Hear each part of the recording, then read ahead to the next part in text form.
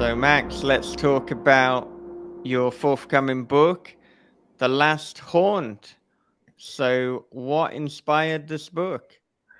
Just a bunch of deep diving into extreme haunted house attractions like Russ McCamey and like the Blackout Haunted House and a bunch of other little extreme haunted houses that I'm blanking on with the name now. But I think the most well known one to the public is probably Russ McCamey's haunted house because he's such an odd human and he's fun to talk about. So the book isn't based on him or anyone specifically.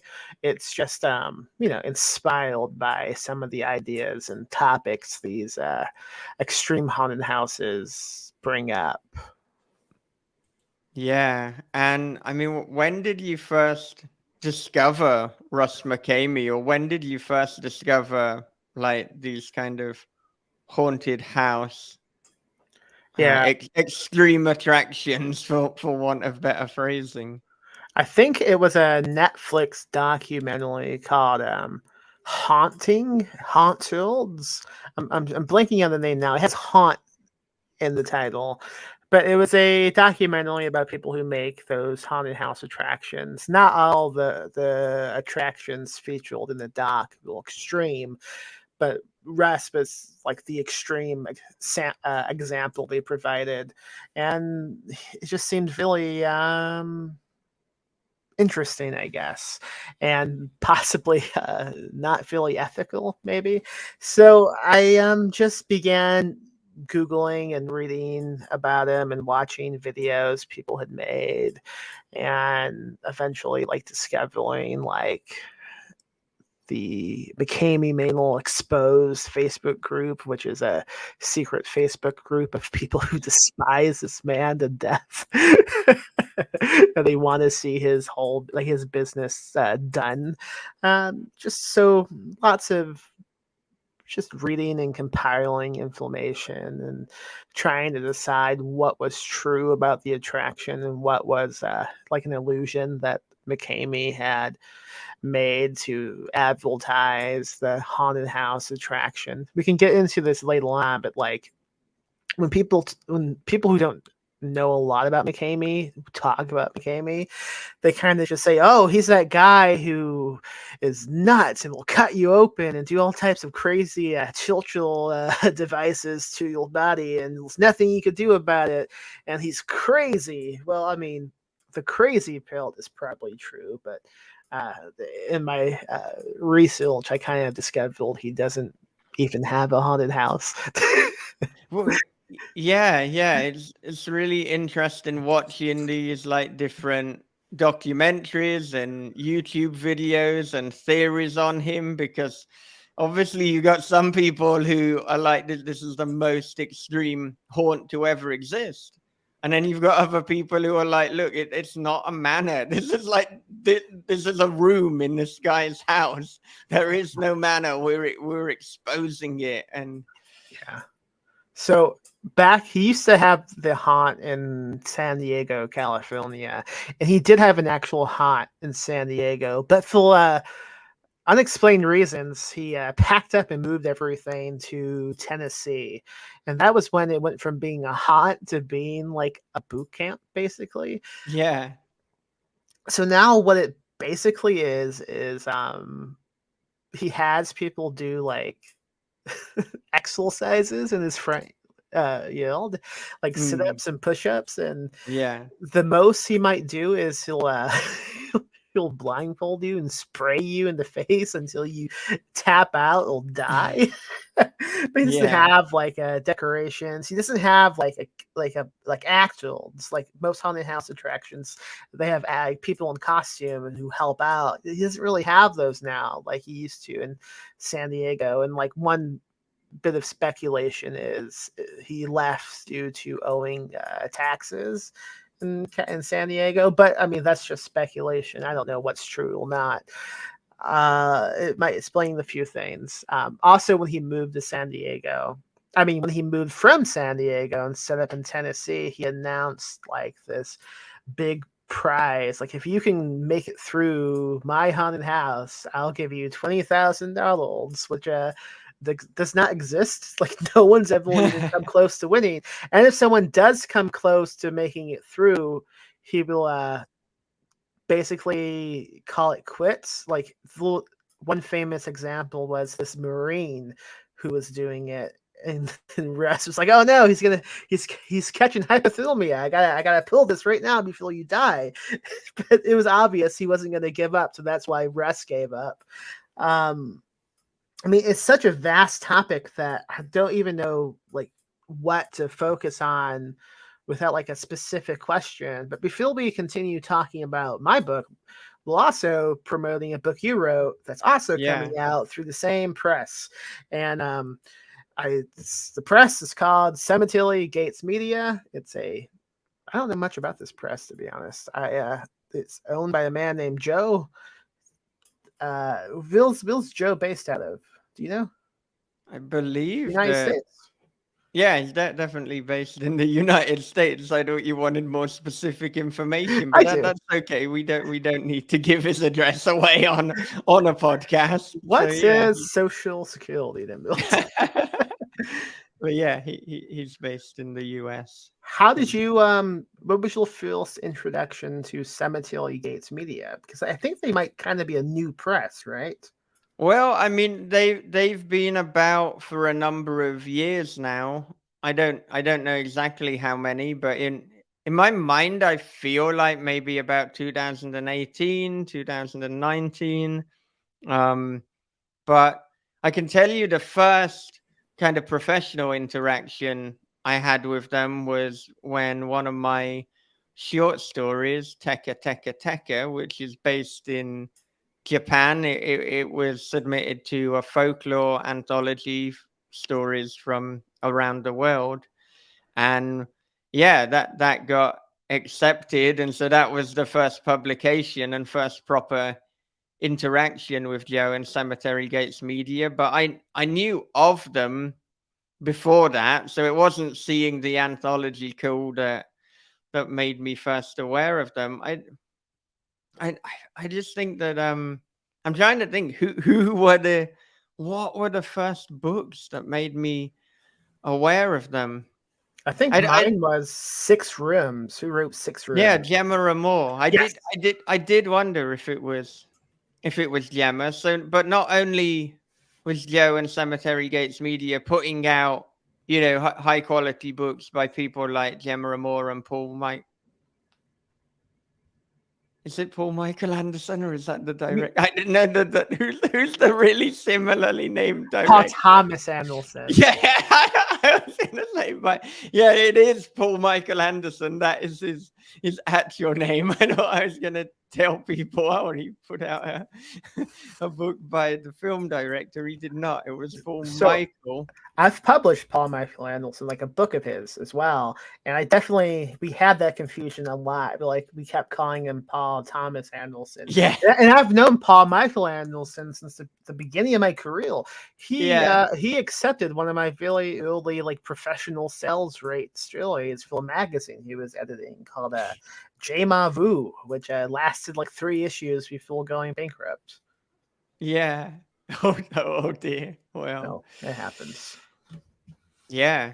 Well, it happens a lot with magazines and well, with small presses as well. Yeah, I think that this isn't. But now we're getting into territory where it's like, yes. did we start like complimenting Paul Michael Anderson, and now this is like the shitting on Paul Michael Anderson. He wasn't publishing it. In fact, the company that published it kind of fucked a few of us over by not paying people, and they ended up folding not that long ago. Well, maybe it was long ago. I have no concept of time because they were not treating people the way people should be treated. But enough about bad presses. Cemetery Gates, probably a good press. Julie's still out, right? Let's see how these. Tell me about the book you have coming out with them. I know I've read it once, but for the audience sake. Yeah, and seeing as you said, the jury is still out with Cemetery Gates Media. I mean, he paid me the advance very, very quickly and in full. So With blood money, we should say.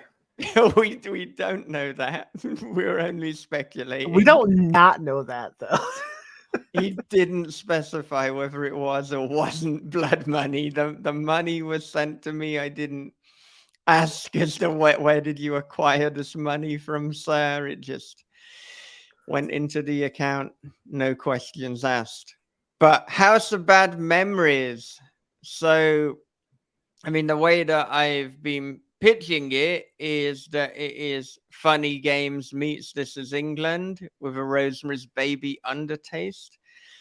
Those are kind of the comps. And in terms of what inspired it or where the idea came from, I mean, initially this was a novella. Initially, this was a novella that was going to be published by another press. And so it's very much a novel of two halves. And the first half, it was kind of influenced and tapped into, I guess, some childhood trauma and some unpleasant issues during my childhood. Yeah, Max is rubbing his hands together. He's like, "Oh, this is the good stuff." And much like the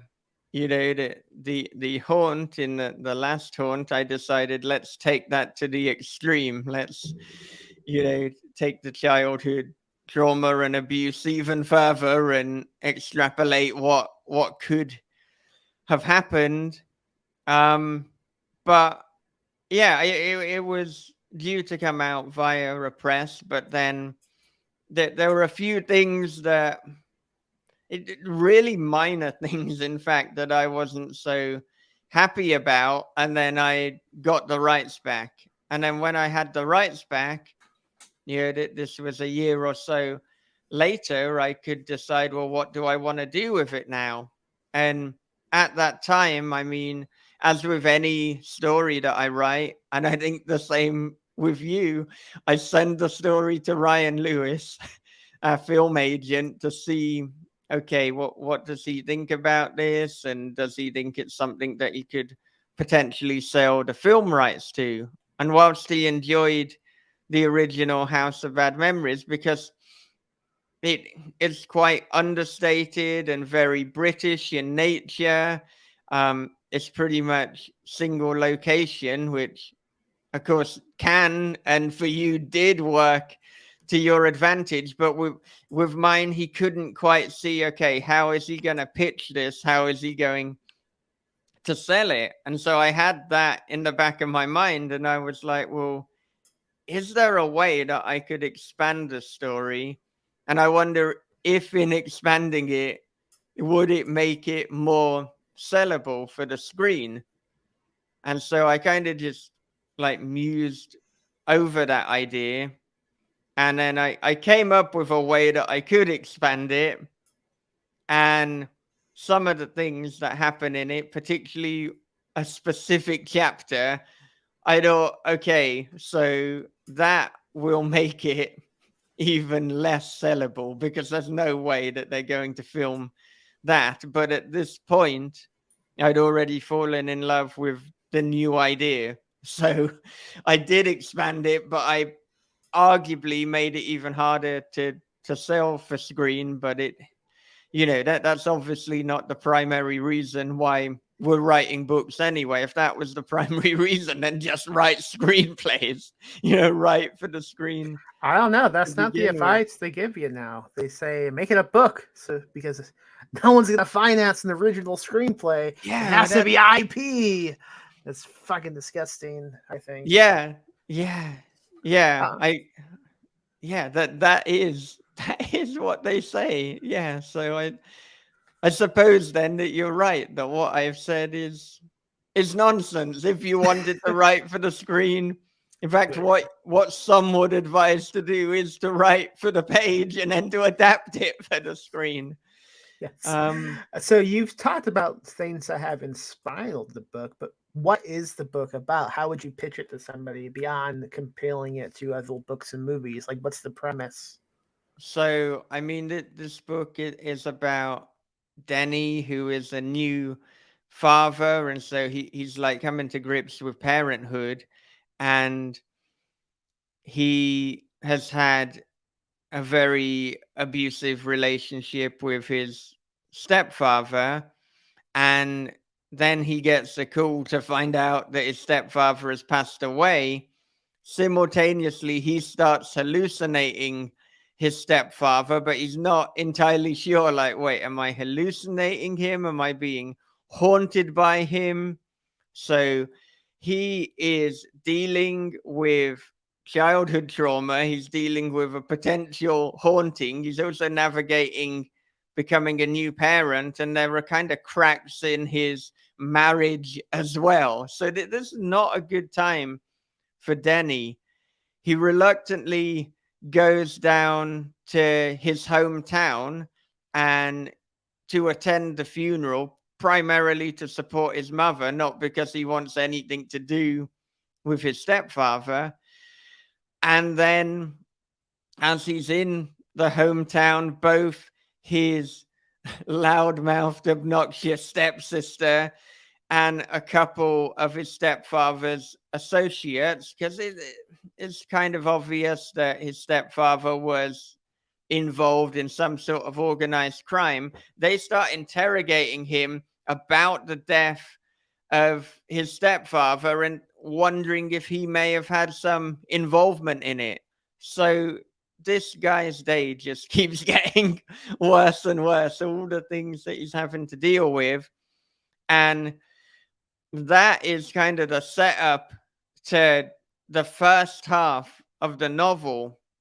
And I don't want to say too much about the second half because then we'd be getting into spoiler territory.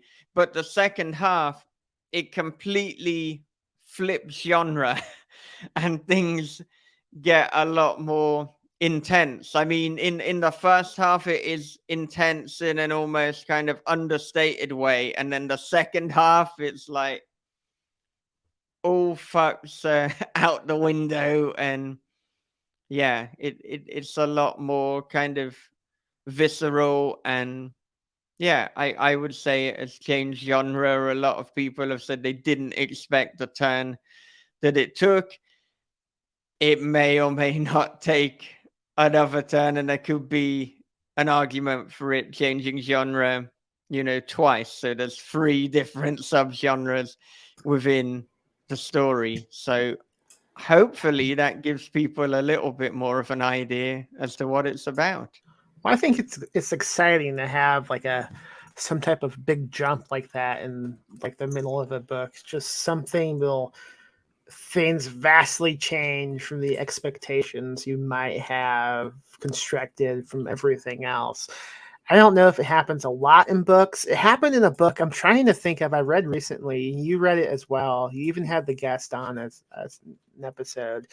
What was that called? It was you about to say Fever House by Keith Rossen? No, but that is one of Oh, them. okay. It was, I think it had Hawk in the title. Oh, are you talking about Hawk Mountain by Connor Habib? I am. Yeah. That has a great like tonal shift in the last third of it, I would say. Well, it's fucking just so exciting, and it knocks you off like you'll see it because you're just not expecting it.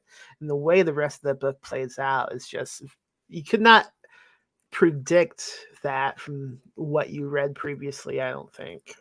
Right. Yeah. Yeah. And I love it when that happens because I suppose, the opposite is like nobody wants to read a book that is just completely formulaic and you know exactly where it's going. So these books that shift tone, that take you on an unexpected ride, for me that is more exciting fiction.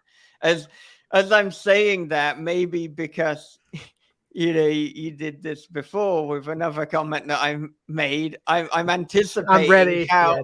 how you might completely argue against what I've said and be like, well, actually, some people, they do want to almost have a comfort read, and they want to read something where they do know where it's going to us to a certain point. And if you were to say that I would concede that, okay, that's a good counterpoint. Why are we even talking if I'm anticipating what you're going to say and responding to it, though? I don't even need to talk at this point. Yeah.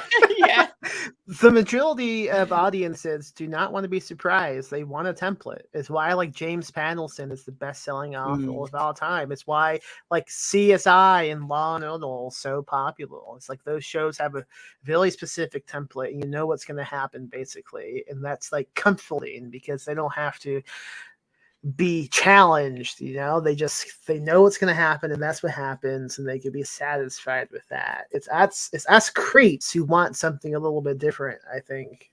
Yeah, and I feel the same with films as well. I love that Kill List changed genre a couple of times.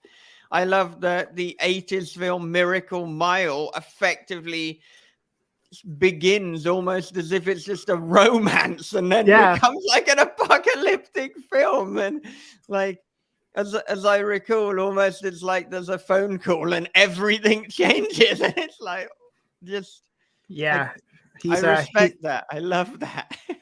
He's walking past a phone booth, and someone at the nuclear launch web site, I almost said website, the site, they call him trying to get somebody else. It's a wrong phone number, and as soon as that call happens, the movie vastly changes, but it also doesn't lose the romance aspect. Yeah, it remains a romance, but now it's also an action movie, a dystopic movie almost. It's really fast-paced and thrilling. Yeah. And in the UK, we've got these long-standing soap operas like EastEnders and Coronation Street. I don't know if that means anything to... I know the titles. Yeah. And obviously there's been a load of long-standing things in America. For some reason, sitcoms come to mind, sitcoms that now have ended, things like Friends and Seinfeld. But I think it would be amazing if in any of these long-standing things after 10 years they just decided let's change genre, let's have a zombie apocalypse just occur. Do you know that animated sitcom on FX, Ultra, about the spy? Do you know what I'm talking about? I know what you're talking about, and I've caught a few episodes just because I have friends that really enjoy the show. So sometimes when I'd go round to their house, there'd be an episode of Archer on, but I haven't sat down and watched a lot of it. But I guess you're about to tell me it does something like that. So the show is about a spy agency in the US. On season 5, they almost switched genres and location to label selling cocaine in a different country. It fucking really jumped to a whole new type of show, and it was terrible. It stopped being good. But that's a bad example, but it is an example of something like that happening with a sitcom. But yeah, imagine if Seinfeld season 17 suddenly began it became Hostel or something. Yeah. What is the deal with all of these kids? But when that happened with Archer, did they just do it for a season, and then season 6 they came back as if it hadn't happened, or did they just? I don't know. Yeah, you stopped. It was so bad you stopped watching, so you don't even know. Yeah, we made it a few episodes in and just kind of gave up. Yeah, no, I'll have to look into that. Did they just for season 6, 7, 8? Is that show still on? I know it's on Netflix, which is not. It's still going. What the fuck? Okay. Those 15. So it's gonna. Next year will be the 15th season. Oh my god! Wow. Yeah. No, it'd be interesting to see if the consensus is that season 5 got bad, and then did they remedy it, or did they just double down and continue? But rather than us speculating on what could have happened, we could literally watch or read up on what happened, so people can do that for themselves. Many people listening at home will just screaming at us right now, like avid fans of this show. Are just not happy with what I've said about season 5. Yeah, and as I haven't seen it properly, like I can't really disagree with you. Like I can't agree with you either. I just have to. It's just Yeah, like Cemetery Gates is blood money. We don't know if it's blood money, but we can't say it's not. that I I mean, I guess that I was gonna say that's true. Do I? I mean, it is. It is true. Yeah. I highly doubt that it's blood money. There's nothing that. Why am I wasting air even Why? dignifying this with a How response? did this book What? fall into the hands of Cemetery Gates? Okay, so like to go back to what I was saying before, when I decided to expand it into a novel, so that you didn't exactly ask this, but I think it ties into the original question about kind of what inspired it. So the kind of first half, it was inspired or influenced by my childhood trauma, and then the second half, I wrote after going through the most traumatic event of my adulthood, probably of my life, and that being my divorce and custody battle. So this like entire book, it has been written in a very traumatic headspace. Just like one half is a different kind of trauma that influenced it, or if not influenced, then affected might be a better word. But Do then, you think it? Do you think that helped with like mental health? Writing something like that, was it therapeutic at all? yeah, I think it was cathartic and therapeutic, and I I think as well, like it kind of benefited the story too. I was thinking about this the other day, and how Dallas Mayer Jack Ketchum spoke about writing from the wound, and I feel like actually not only writing about this traumatic experience, but being able to imbue it with these real emotions and feelings that I was having at the time. I think it added an authenticity to the fiction that when I had distance from it, I wouldn't have been able to give it. So yeah, it was not only therapeutic, but I think it benefited the fiction. And I know some people, they say don't write about traumatic things until you've got some distance from it. But for me, it feels like it's the opposite. Who That says that? I've heard people say it. I don't believe you. Well, that's okay. We don't have to believe everything that people say. But yeah, I should look back at to who said that, because I've never heard anyone say that. I've heard people say it. I need. I I believe you now, but I just haven't. Yeah, I mean, it's just like the blood money of Cemetery Gates. I haven't heard anyone say that, but that doesn't mean no one has said that. I'm pretty sure it was a British author, but that doesn't narrow it down. And Ah, maybe the only uh, British author you know is myself. And then you're like, true. people say that, and it's like, was it you? No, it wasn't Was me. it Clive Burkle? It, it was not Clive Barker. No. Um, I'm out of I, I ideas. yeah, yeah.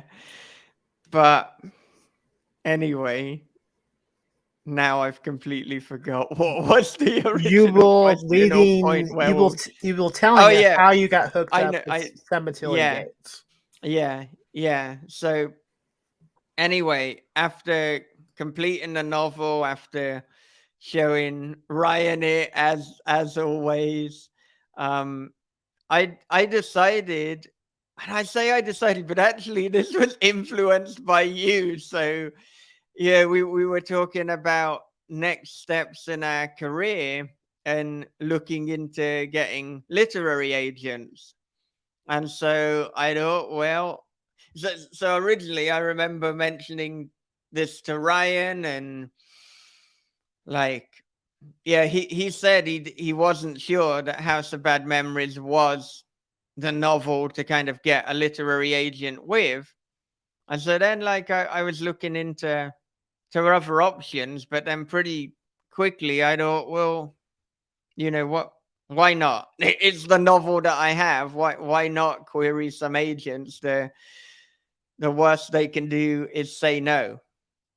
And so I queried some agents, and like, I mean, the short version would be that it didn't work out. So the worst Yeah. happened, but nothing ventured, nothing gained. I mean, so some things were gained. That, like, there were some agents that I thought from interactions, well, I definitely wouldn't want to work with them.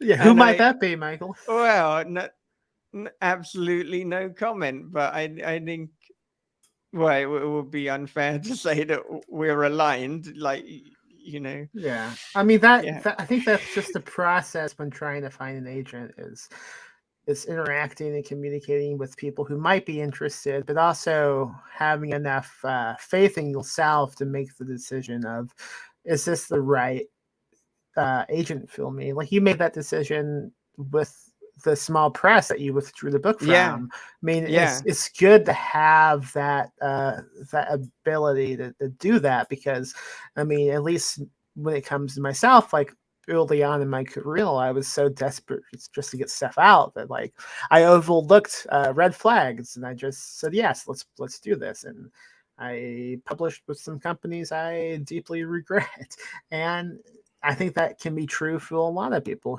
yeah. who work in the small press scene. So I think the way you went about it is pretty good. Yeah, yeah. Well, I'm never afraid to choose myself, due to, like, obviously some bad experiences I've had, some bad experiences that other people have had. And I think that sometimes writers, they'll put a publisher or an agent or some other arbitrary thing up on a pedestal, and they'll inflate it. And really, like, you gotta respect yourself and respect the work. And I mean, for me, with the literary agent querying, there were some interactions that I had that were very good and they were positive, and I liked the agents. And but for whatever reason, it's like, that they enjoyed House of Bad Memories and they thought it was good, but it wasn't for them. And that's important. And it's the same with selling something for the screen. Ryan has said to me, it's not enough to have a good story, you need to have a great story, and not just a great story, but one with an obvious vision that he knows how to sell. So there's all sorts of different factors that play into it.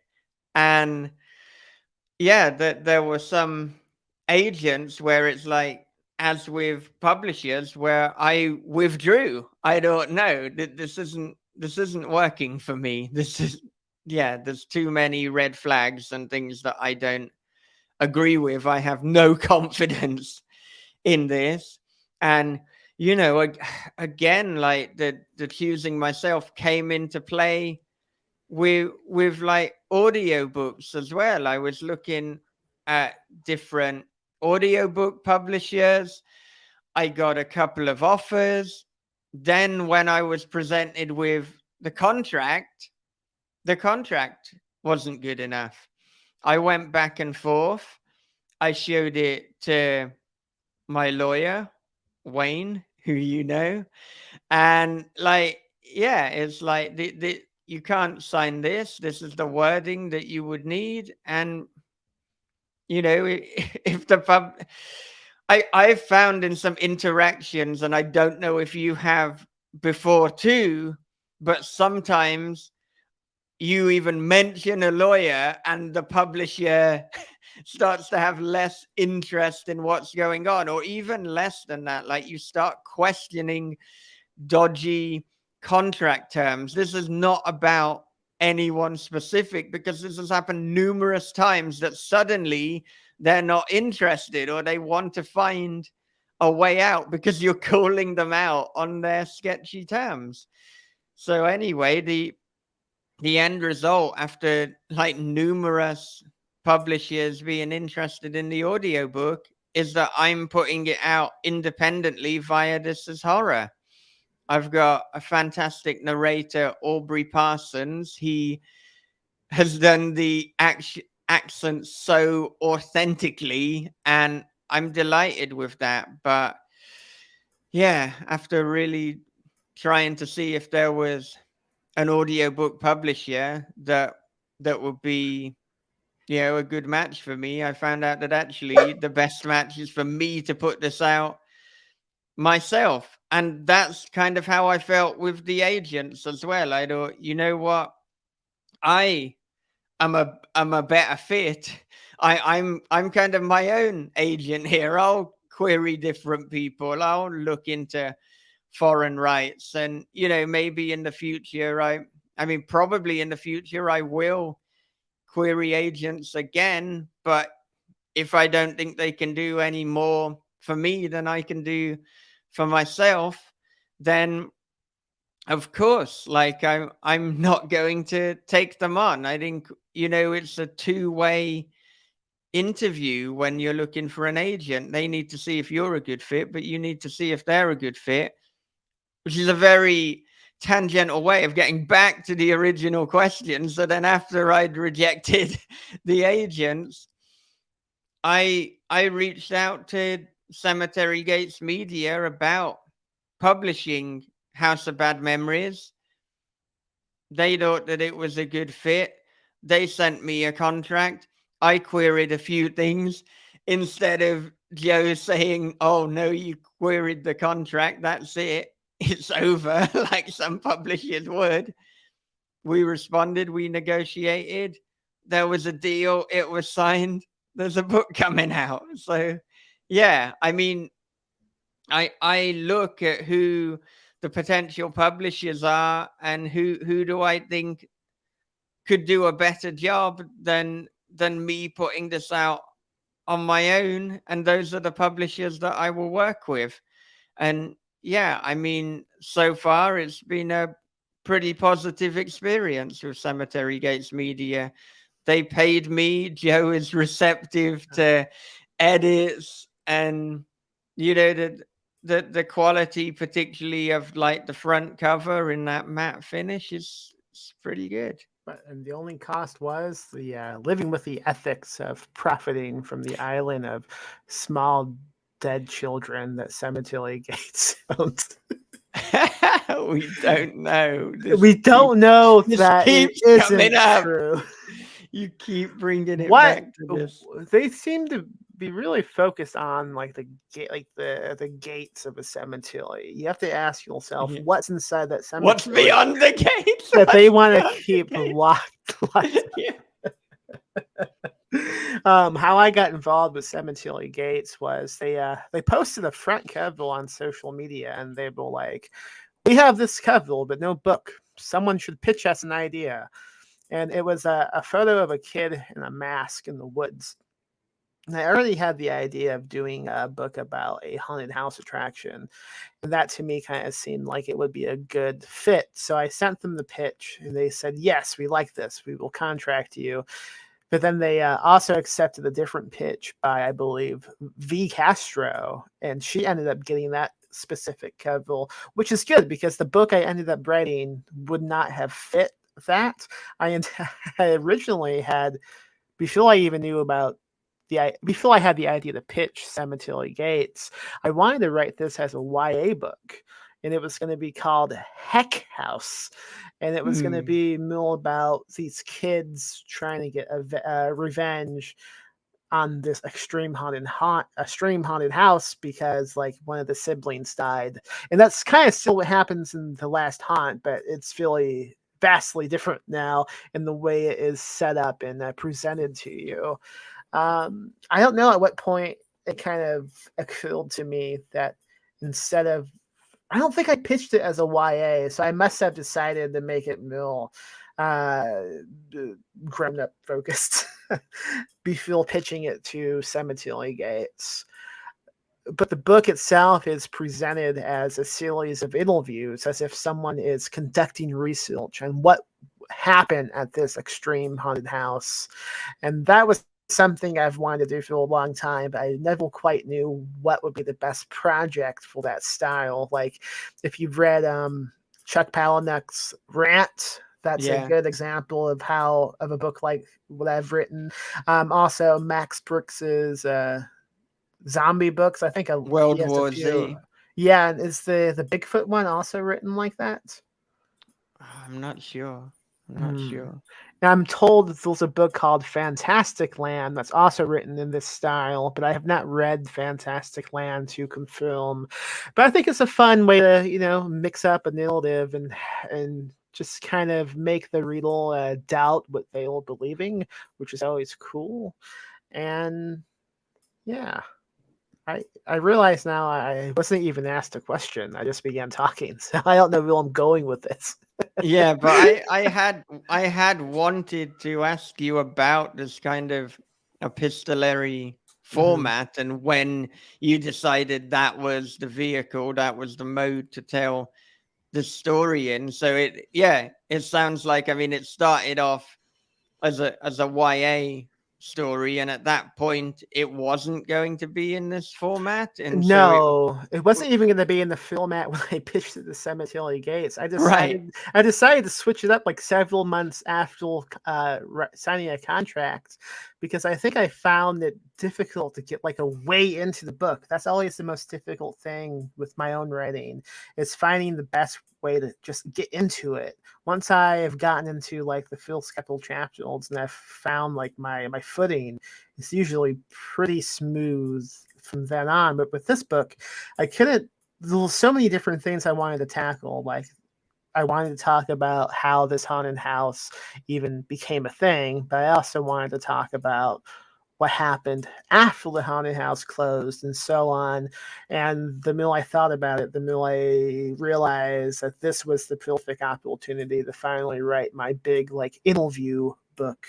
And it also, I think I always thought when I would write one of these types of books, that one of the main people being interviewed would be someone in prison, and I was able to use that idea Mm. to kind of branch off with the last haunt by making someone in the last haunt in prison when they were being interviewed. Yeah, yeah. And I mean, talking about kind of having a difficulty getting getting the writing started. I mean, I've wanted to bring this up, and this is a heavy topic that we're about to jump into. But I mean, I know that when your mother died, it's been difficult for Yeah. you to start stories, to write, to really creatively get things done in that manner.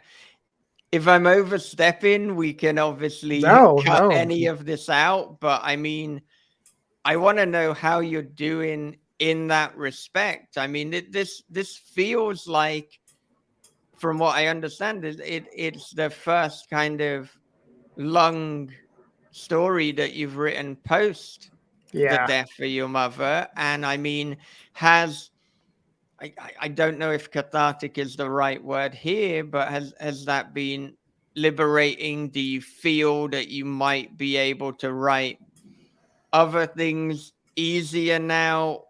How are you doing in that respect? I mean, how the hell are you doing personally as well? I mean, I don't think anyone has asked you this in an interview, because when it comes to death and when it comes to trauma, people tend to want to tread carefully, I apart from me. It's all that blood money that's making you so Yeah. brave. Yeah. She passed in August, and then like September was a complete shit show because I had went back home to help my dad do a few things, and that was a complete disaster. So no writing was done then, obviously. But after I got home in, I think October, maybe late September, uh, the desire to write was completely gone. I had like forgotten how to, and actually, my a friend of mine who was pretty known in the horror genre, Jay Wilburn, he passed away in October, which was not too long after everything with my Yeah. mom. And I had been friends with him for over a decade. And we kind of both began around the same time. And I actually pitched this book the same week he passed away. I don't Mm. quite know what prompted me to just reach out and pitch a book, which is why this book is dedicated to him, because it kind of made me go and do something. Yeah. But I didn't really take into account the fact that I had no desire to write anything or quite remembered how to, which is why this book took a long time to write. And beyond this book, I think I've written one short story for the Why Didn't You Just Leave anthology. I think that's the title of it.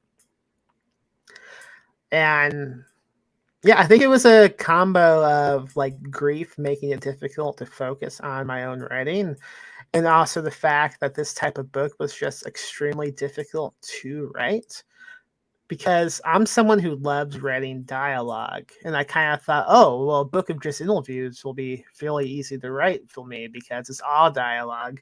But it turns out I only like writing dialogue when it's like a conversation. So, like, Yeah. when more than one person is speaking, you have like that rhythm you can play with, and Yeah. people asking, people responding, and so forth. But in this book, The Last Haunt, it's just one person at a time speaking in each section. So I quickly realized that I had maybe overstepped in what I thought my comfort zone was. And it took a long time to figure out how to do that. Also, I was writing it, originally I was trying to write it in a way that I found extremely difficult. Will, I was so the way the book is presented is you have like 15 or 20 characters. All of them have been interviewed by me, basically, about what happened at the McKinley Manor massacre, which is the name of the event that the book is about.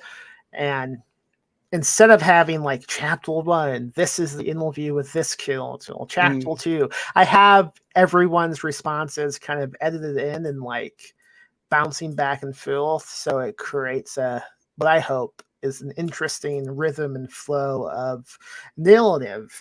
And when I was first writing this, I had a loose outline of what I wanted people to talk about, and I was trying to write it the way the book was published. So I would do like a paragraph of this person responding, and then I would go to a paragraph of someone else responding.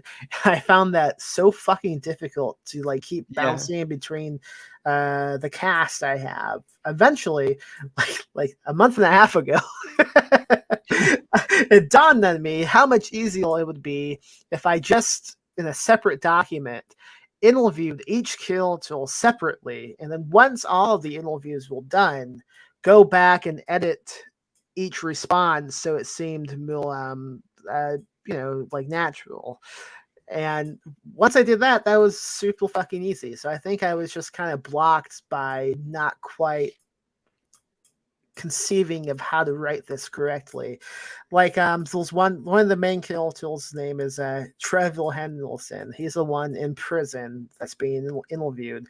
I wrote his. I came up with a list of questions to ask him directly because he's like the protagonist essentially. And that was like 15,000 words of the book, just of his answers, his interviews. And then everybody else I kind of considered a side character. And I came up with a list of like 10 questions I would want all of them to address. and that made it pretty easy to copy and paste the responses into the correct sections. And I would change up like who would respond when, depending on what type of information was revealed, and just like the length of the response as well. Yeah. And yeah, I was very curious as to how you actually did the writing. And Yeah. yeah, to my mind, it made most sense to do the interview separately and then to kind of weave it together in some sort of tapestry. But I think, I wish I had thought of that sooner. yeah, yeah. But I mean, it works so well, and it really it really replicates, like, you know, these film documentaries. I mean, not just film, but real life documentaries on true crime. And you know, they'll start off and there's like a hook. They'll tell you like there's been some sort of incident, but then we kind of go back to the beginning and getting to know, you know, the McKinley manor and McKinley himself. And it just really seemed to have the rhythm absolutely down. And so it is probably the nearest experience, like, to reading one of these documentaries. Like, it could have been the transcript for I need to mention as well. I mean, for those listening who might be confused, there is a man named Russ McKamey who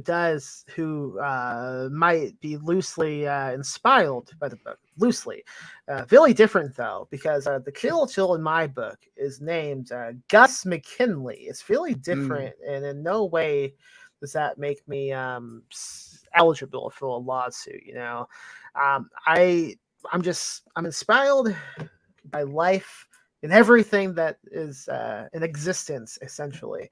But I've based the book on my own imagination, on the entirely fictional Gus McKinley.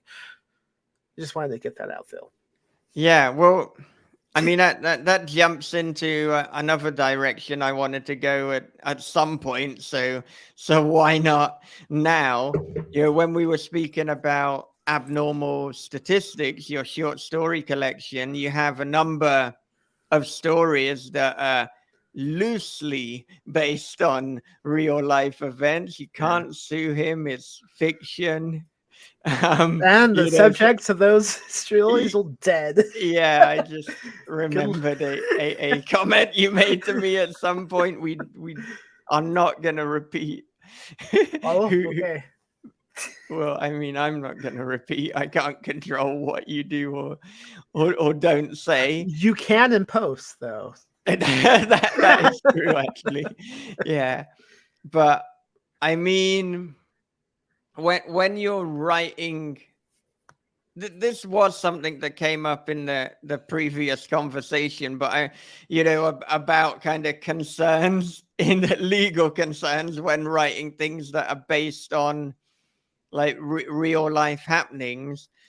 And you didn't seem so concerned when it was like short stories within a collection. However, now we've got an entire book. Well, we also have a book that's going to draw comparisons to a really social media active human with a rabid fan base of psychopaths. Yeah. So Russ McKamey, he has a Facebook page and a Facebook group as well, and he has thousands of fans. People love him. Yeah. They watch his live streams of him just making people do crab walk with dog food bags on the laps, and they just go, this is cinema. I guess I don't know exactly what's going on there, although I mean I kind of know. It's like a difficult to make certain claims without potentially being accused of I don't know, libel, maybe. I don't know. I'm not a lawyer. I'm not a judge. I'm just a man who wrote a book called Last Haunt that's completely 100% fiction and not based on anyone in real life named Russ McKamey. That's for sure. Yeah. So if it goes to court, they can play that. It's like he could not have been more unambiguous. He literally said it's not based on Russ McKamey. So if he said it, Yeah, that's it's true. interesting. So if they do bring me in, I'll get a big white build and a dry erase mouthful. I'll write the name Russ McKamey, and below that I'll write Gus McKinley, and the drilly will go, it's different. Yeah. Also, my book takes place in Texas. There's no reference to San Diego. There's no reference to Tennessee. Really different. Also, in real life, this McKamey fella, who's really different from the guy in my book, he offers a prize of $20,000. In my book, the prize is $50,000.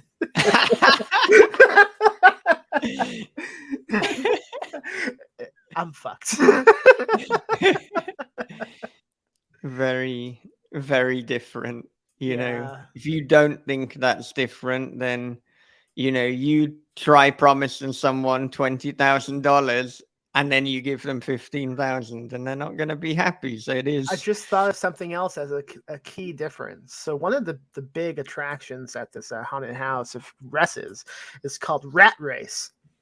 And basically, there's a tiny maze in his grass, like a body can crawl through, and you have to get it to the end of the maze, and then a bucket of rats will fall on your face. And the whole time he's spraying you in the face and essentially a waddle building you so you can't breathe. In my book, there's an attraction called Scorpion Scramble. And essentially, it's a tiny maze in the guy's grass that you have to crawl through. And at the end, a bucket of scorpions supposedly falls at you. And the whole time, Gus McKinley is spraying you in the face with a hose. But there are no rats in that No scene. rats. So No rats. completely different. It's just And storytelling. some would claim no rats exist at McKamey Manor. It's all a ruse because no one's ever made it to the end of that. Except one guy did, who's a famous YouTuber who's in the process of kind of destroying Russ, a guy named Reckless Ben. He did make it through, and he was taking them to the haunt. He was finally taking them to this magical haunted house that supposedly is real when his camera battery died. And, oh well, you can't do the haunt now. And perhaps there's a scene really similar to that in my book, but perhaps not. Maybe you would just have to read the book. The mill I talk, the mill I make a case against myself. Well, I mean, another thing in terms of, I guess, like playing with fact and fiction is all of the characters who are recounting their experiences, they have the name of someone in real life. That's true. It would appear like, personal friends and acquaintances of yours, even if, that the character in the book is vastly different from the actual person. We assume they are vastly different. So how did that part come about? And in terms of each character, did you just contact the person with the real life name? And no, he's shaking his head. I hate coming up with names. I'm really lazy, and I like naming people after friends of mine. Then once I do name someone after someone I know, I love just making them as tailorable as possible. Yeah, like my friend John Baltusville. He's in it, and how his his name is kind of funny. Do you think I need to explain what the Midnight Society is? Yeah, because I think it is quite niche, even though. Okay. Yeah. So it's a social media account, I guess. Will they take famous hill fields and they position them around like a campfire, and via text they do conversations with these real life humans, but as fictional characters. So, like, they'll have like Stephen King and Lovecraft fighting about something over a campfire. I've been a character a few times. Many of my friends have been. But for some reason, which is really funny to me, she made John, a cop in it. He's really vastly anti-cop, and he was so upset when this happened. He's a friend of mine. Like he lives in Austin, so I see him in real life quite a bit. And the day that went live, we met up at some, as you would call it, Michael, a pub. We Right. I'm translating myself so you understand. So we met up at this pub, and he was really bummed. Like he was genuinely upset that they were calling him a cop. But it was obviously a comedy thing. It wasn't serious. When it was time to name the cop killer in my book, it was like a week after this had happened, and it seemed too good to pass up. So I made him the cop. And just to give you one funny anecdote, when I announced this book like 2 weeks ago when I finished it, and the book's already coming out. I don't know how this has happened, but that's what's happened. John commented saying, "Hell yeah, this book is going to be great." And I replied, "I named a killer after you." And he was like, "Oh, I'm truly honored." And then I sent him a screenshot. No, I said, "You will not going to like it." Then he PM'd me and he DM'd me and said, "It's a fucking cop, isn't it?" Andrew is another pal of mine, Andrew Hillebill. He said his feelings were crushed when he found out that he wasn't included in the book. So I quickly changed someone's name to Andrew, and he happens to be one of the most awful people in the book. His intro section is like talking about coming on some crazy lady's face. It's not pleasant text to read, but it's fun to make people you like terrible humans. Yeah, and in terms of like other people like Betty Rocksteady, who in this book, the character Betty Rocksteady is like the biggest fan of Gus McKinley, and like I mean, did everyone kind of just find out that they were in the book because you like sent them a copy when it was done, or like did some people know during the writing that they were going to be included? Betty knew because we tend to talk every day, and we'll usually provide like updates on what we were writing. And she said she wanted to be in it, and I said, "Okay, I'm going to make you a terrible human." And she was like, "Fuck yes!" Yeah. And I knew I wanted like an obsessive maniac to be like the mod of the Facebook group, the McKinley male Facebook group, and Yeah. she seemed like a good fit for that because full name is already fake sounding. So a mod of a Facebook group seems like a good fit for a fake sounding name. There you go. Yeah. Is this when you tell me that you will know the kill on it? It's okay. No. I can withstand it, and I'll tell you re- why. I almost did. you But, did.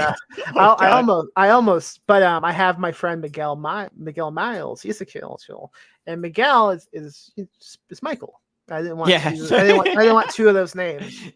So you had to make a decision, Miguel or Michael, and it's like, well, Miguel lives a hell of a lot nearer to you, so One of you guys well, help. he's just a better help human being. He's One just of you better. You help just out like, a lot at the bookshop I run, and one of you've never done a shift. I'll just yeah, say that. yeah, yeah. Yeah, Haven't even popped in. you haven't. Absolute terrible friend. Definition of a great friend. But I mean, to kind of go back to what I was saying about you writing and having struggles writing previously, are you working on anything new now? And do you feel now that you've written The Last Haunt, do you think it might be easier for you to return to writing? Is it still difficult when you sit down to write, to work on a project?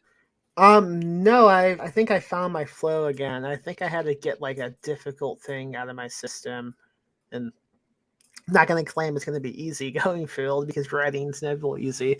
But Yeah. I think I am back on track again. It's also just difficult finding time to write. We run a bookshop. We publish a lot of books every year, and all that takes a lot of time, and you wake up with all these ideas of things you want to get done in the day.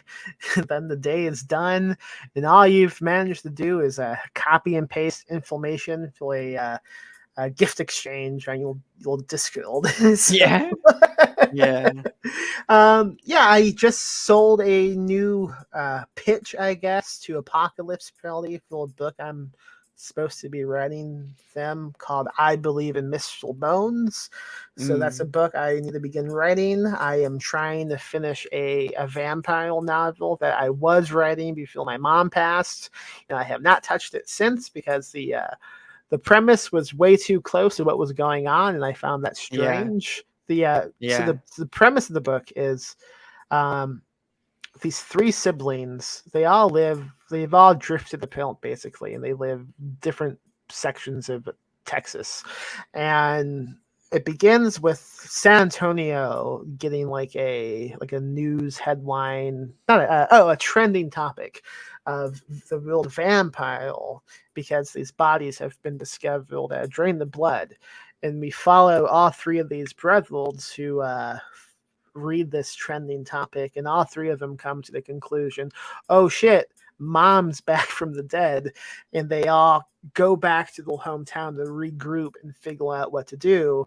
And I didn't see my family in like 5 or 6 years, and when I went back to Indiana because my mom dying, I kind of regrouped with my two siblings, who the siblings in the book significantly based on, and it felt Mm. really bizarre, like all this was happening, and I have not touched that book since, mostly I think because I wanted to get the last haunt done and sent in, and Mm. I just had mill issues writing the last haunt than I anticipated. I mean, it's odd because most of this book, The Last Haunt, it was written in September, and the book is coming out in October. I kind of wrote most of it over a weekend after spending 11 months figuring out how to write it. But also, I spent a lot of time researching, watching YouTube videos, Yeah. reading interviews, watching documentaries, and I had a shit ton of notes of research of what I wanted to recycle, but I wanted to interpret into my own original fiction that in no ways resembles anything of real life. Yeah. Yeah. Well, it's so good that you've found your writing groove again, or fingers crossed that you have. Um, Uh, but I mean, yeah, you mentioned that you have so many different things going on, and your situation is kind of reminding me of how my situation was. I think it was in about 2016 or so, and I I I was going to say I could tell that I was going to burn out. I effectively did burn out because I was teaching, I was podcasting, I was writing, I was the main person running the This Is Horror website, I was publishing, I was editing, and I just realized that there are too many things, and like something is going to give, and mhm, like one of those things is potentially my health. I mean, it kind of did, and so I really had to kind of like reduce things to what do I actually want to do, what's the most important thing for me. And so that was when, I handed over much of the day-to-day running of the website to good old Bob Pastorella, and I also stopped This Is Horror Publishing. The only thing I put out via This Is Horror Publishing is my own things right now. I mean, that's not like, it's not like a definitive rule that like I'll never publish anyone else's stuff again, but that's just how I'm doing things now. And so the only things that really remained were like my writing, the podcast, and then like the day job. Just it didn't remain because I was passionate about it. It just remained because it's like, well, I want some extra income to supplement the other things that I'm doing. So I mean for you I think you've got even more on than I had back then. You've got the podcast, you're writing, you're running a bookstore, which is insane to include in a list of things. It's just like a number. You've got the publishing with Ghoulish. Hmm. I don't know how much freelance editing you're doing now. I feel that I'm missing out things that you're doing because you're doing so many things. I mean, you just launched a brand new Ghoulish website. Yeah. So, I mean, Soon to are be you? free podcast, by the way. Yeah. So, are We you? also do the book fest as well. Yeah, yeah. Yeah. So, I mean, are you taking stock? Are you trying to focus on what is important to you and kind of like, I mean, you don't necessarily have to cut back or cut off some of the things you're doing. That might be a good idea, but at least kind of front loading the day or your priorities with the stuff that's really important. I guess another way to put it would be, if you could choose only two of those things to keep, which would you choose? What is most important for you? I wouldn't choose. I would refuse I because mean, I'm going to do it all. See. you have to in this hypothetical situation. Are you holding a gun against my face? Yes, yes. Pull it! I don't want to live. This is like a scene from. It's not. We need to do something. That's like a scene from the Indiana Death Song. Mm. Yeah, like in the car, like the dad is threatening to kill them all, Yeah. and the son, do it, kill Yeah. us. I was thinking, I don't remember a gun being in that novella.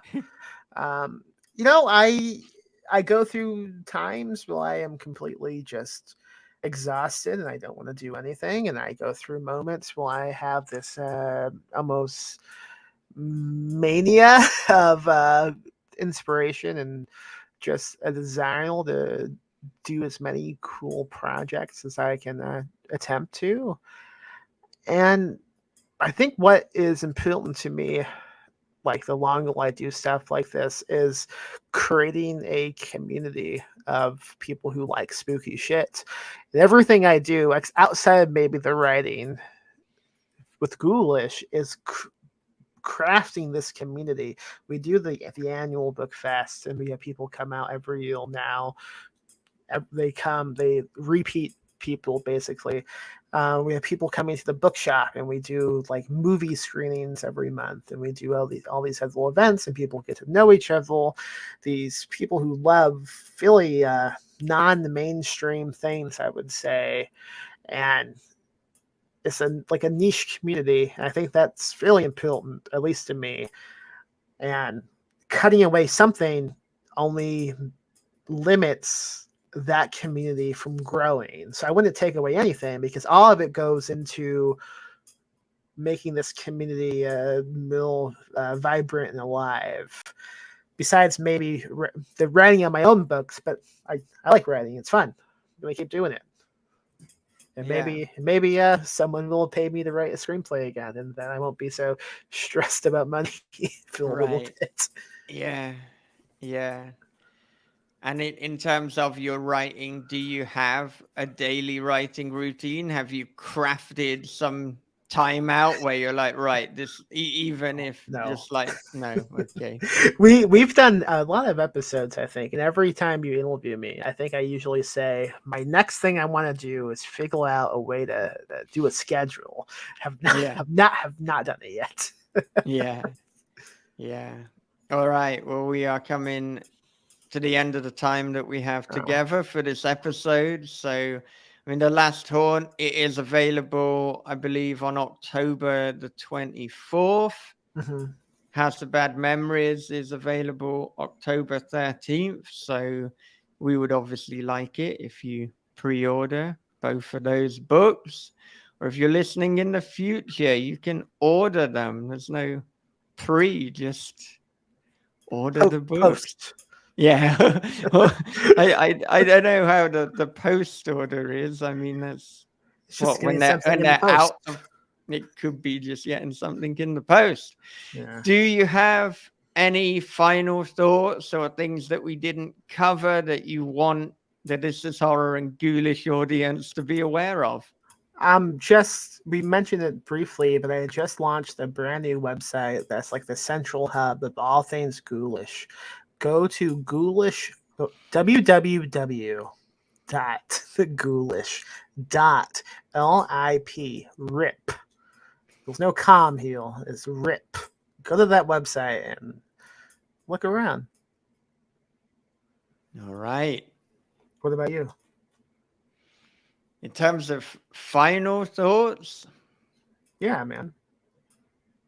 I mean, really, the final thought is to check out the books. If you like the idea of a loosely based on Russ McKamey book, then you might want to check out The Last Haunt. If you like dialogue heavy kind of books that change genre halfway through, if you think the pitch of Funny Games meets This Is England, I don't even know how many people know This Is England in the no US, idea but I what it feel is. that even hearing This Is England, it might conjure up what this could be about. Well, it could be based in England. Maybe that's why I primarily did this comp. If that sounds intriguing, It sounds like what inspired the name for your podcast. This is England. Yeah. .uk.co. Yeah. Go to thisishorror.co.uk if you want to find out more This Is Horror stuff. And if you want to support the island of children owned by Cemetery Gates, buy both of their books. Yes, indeed.